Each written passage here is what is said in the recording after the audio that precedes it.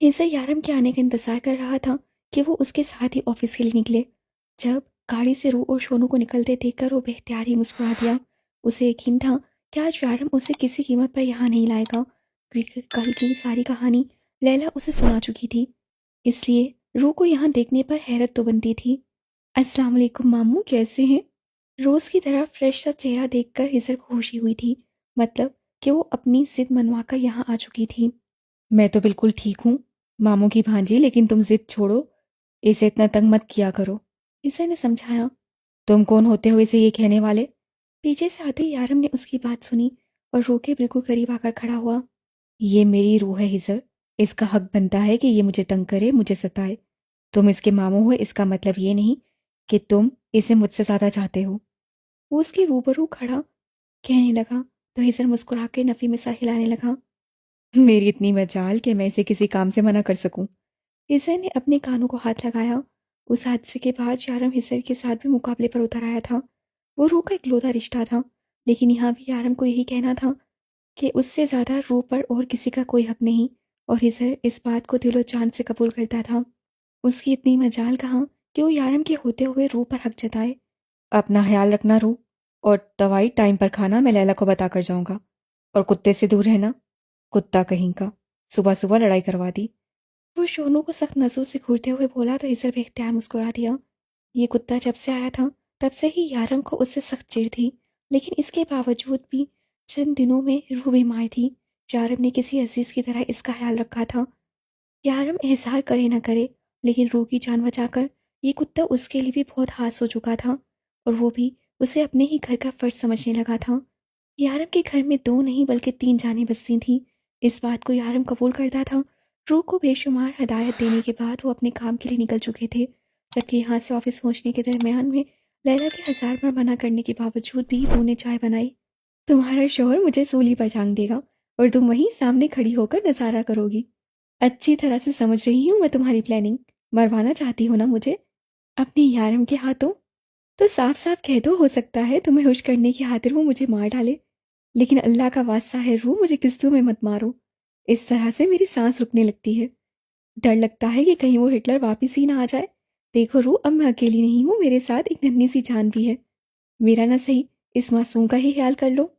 لیلا نے اس کے سامنے ہاتھ چھوڑتے ہوئے التجا کی تھی۔ اتنے برے بھی نہیں ہیں یارم جتنا تم سمجھتی ہو۔ تمہیں پتہ ہے کل انہوں نے مجھے کچھ نہیں کہا، بلکہ اتنے پیار سے میرے لیے کھانا بنایا۔ روح نے اس کا خوف کم کرنے کی خاطر بولا، لیکن اب بیچاری لیلا اسے کیا پتا تھی کہ جو کچھ بولنا تھا وہ تو کل اسے کہہ کر گیا تھا۔ وہ اسے زندہ زمین میں گاڑنے کی بات کر رہا تھا، اور روح اب بھی بے فکر سی وہی سارے کام کر رہی تھی جن سے یارم کو چڑ تھی۔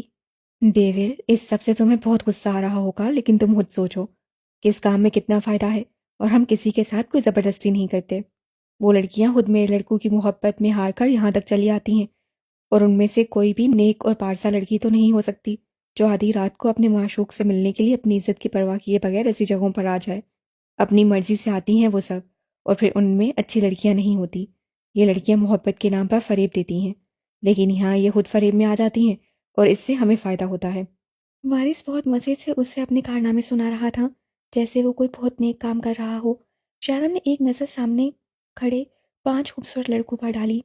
یہ اسٹائلش اور خوبصورت لڑکے کسی بھی لڑکی کا خواب ہو سکتے تھے، شکل سے کسی امیر گھرانے کے لگتے تھے، اور ایسے لڑکوں کا ہی تو خواب لڑکیاں دیکھتی ہیں جو یہ سوچتی ہیں کہ کسی امیر لڑکے کو اگر ان سے پیار ہو جائے تو ان کی ساری زندگی سنور سکتی ہے۔ لیکن ان خوبصورت چہروں کے پیچھے چھپے گھٹیا ارادوں کو وہ لڑکیاں کیوں نہیں سمجھ پاتی؟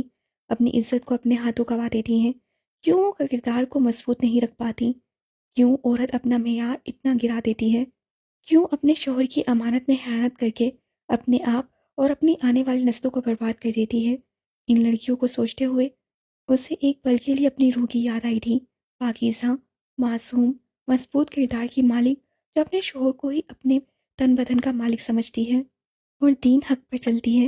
اور دوسری طرف تھی یہ لڑکیاں صرف خوبصورت چہرے اور چند پیسوں کی خاطر کیسے اپنا آپ برباد کر دیتی تھیں۔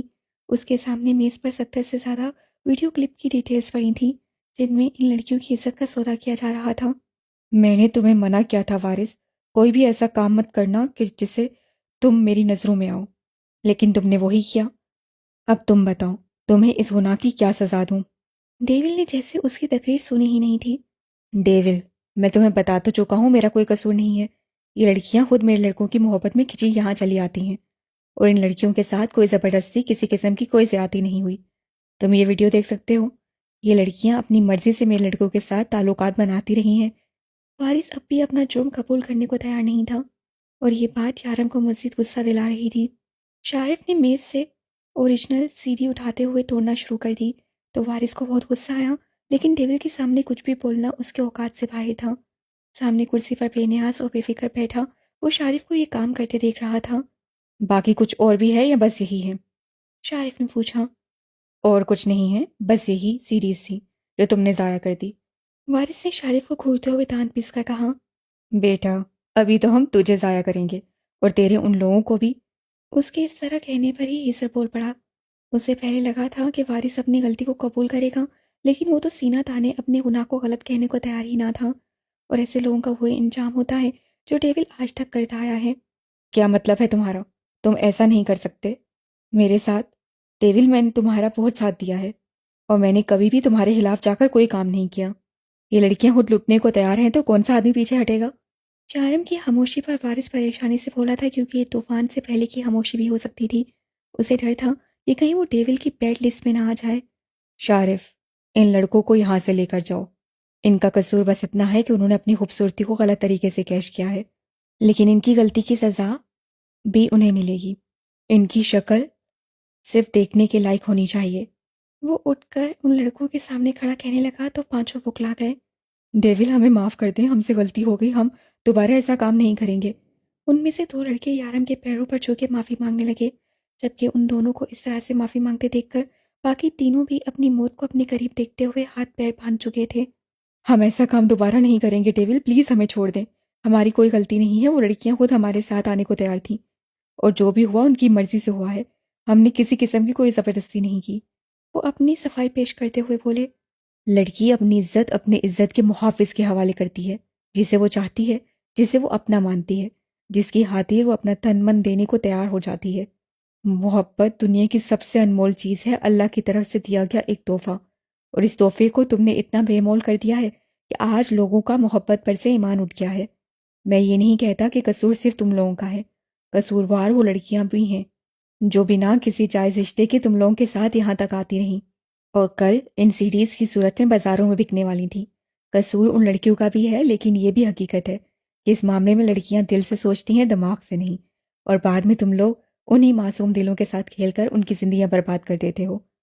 کتنی عام سی بات ہے نا، ہم اکثر سنتے ہیں کہ کسی لڑکی کا MMS لیک ہوتے ہیں، آج ایک لڑکی کا تو کل دوسری کا، اور اس کے بعد کیا ہوتا ہے؟ کسی ایک جگہ سے خبر آتی ہے کہ لڑکی نے خودکشی کر کے اپنی جان لے لی، تو دوسری جگہ سے خبر آتی ہے کہ لڑکی کے باپ بھائی نے غیرت کے نام پر قتل کر دیا، اور تم جیسے لڑکے پھر کسی دوسرے شکار کو ڈھونڈنے نکل جاتے ہو۔ ایک بار تم لوگ یہ نہیں سوچتے کہ جس کو تم نے اس غلط راہ پر لگایا وہ اپنی جان گنوا چکی ہے۔ کل تک شاید ان لڑکیوں کے ساتھ بھی یہی ہوتا، اور نہ جانے کتنی لڑکیوں کے ساتھ ایسا ہو چکا ہوگا، اور تم لوگ آج معافی مانگ رہے ہو۔ لیکن اس معاملے میں میں کچھ نہیں کر سکتا، کیونکہ ڈیول کی کتاب میں معافی کا کوئی لفظ نہیں ہے۔ شارف، لے جاؤ ان کو یہاں سے، اور دوبارہ کسی لڑکی کے ساتھ ایسی حرکت کرنے سے پہلے 1000 بار سوچ لینا۔ شارف سختی سے کہتا ایک بار پھر سے وارث کے سامنے آ بیٹھا تھا۔ تمہاری بیٹی بھی اسی یونیورسٹی میں پڑھتی ہے نا؟ وہ اپنی جیب سے کچھ نکالتے ہوئے ٹیبل پر پھینک چکا تھا۔ وہ بھی کسی لڑکے کے عشق میں بری طرح سے گرفتار ہے۔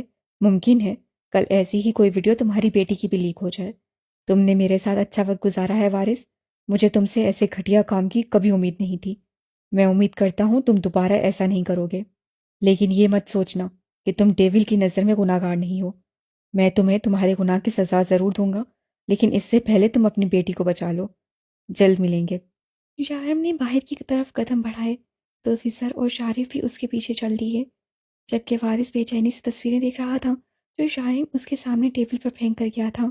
مجھے نہیں لگتا تھا تم وارث کو چھوڑ دو گے، ہیزر نے نکلتے ہوئے کہا۔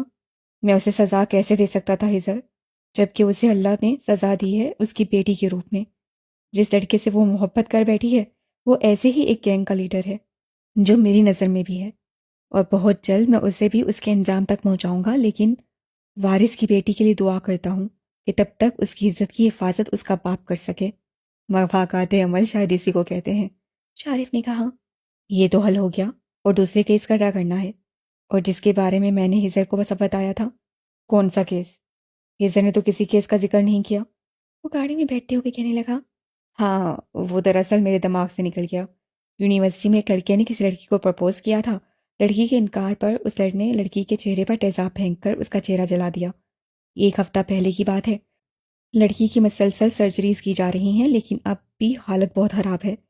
اور اب ہزر نے بتاتے ہوئے ایک نظر اس کی ماتھے کی رگوں پر ڈالی۔